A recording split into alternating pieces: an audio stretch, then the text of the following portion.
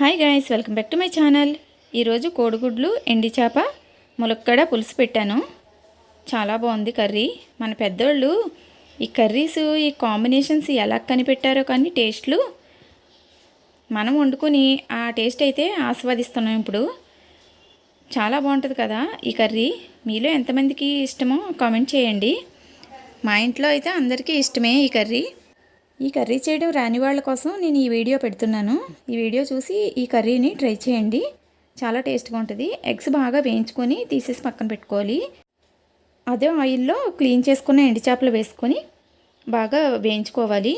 ఎండి చేపలు ఆయిల్లో ఎంత బాగా వేగితే కర్రీ అంత టేస్ట్గా ఉంటుంది. పచ్చి పచ్చిగా ఉన్నప్పుడు తీయకూడదు. అలా అయితే కర్రీ టేస్ట్ ఉండదు.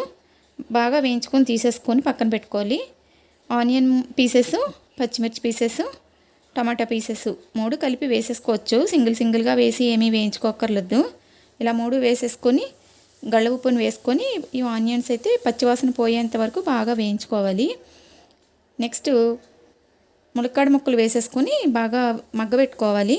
ఈ ములక్కాడ ముక్కలు పచ్చివాసన పోయేంత వరకు మగ్గబెట్టుకోవాలి. కొద్దిగా పసుపు, టేస్ట్కి సరిపడినంత కారం వేసుకొని కారం పచ్చివాసన పోయేంత వరకు మగ్గబెట్టుకోవాలి.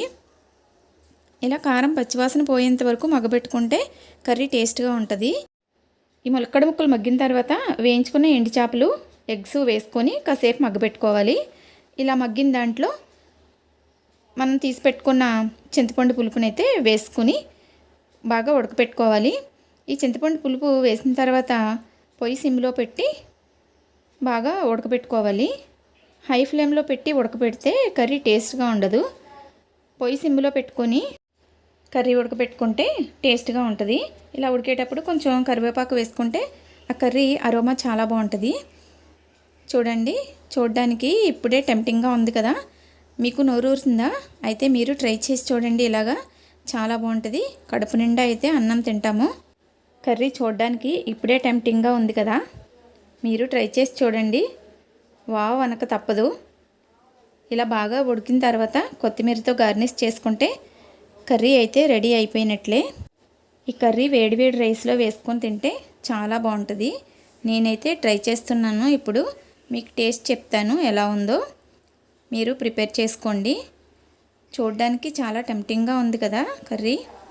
కలర్ అయితే చాలా బాగుంది. టేస్ట్ కూడా అంతే బాగుంటుంది.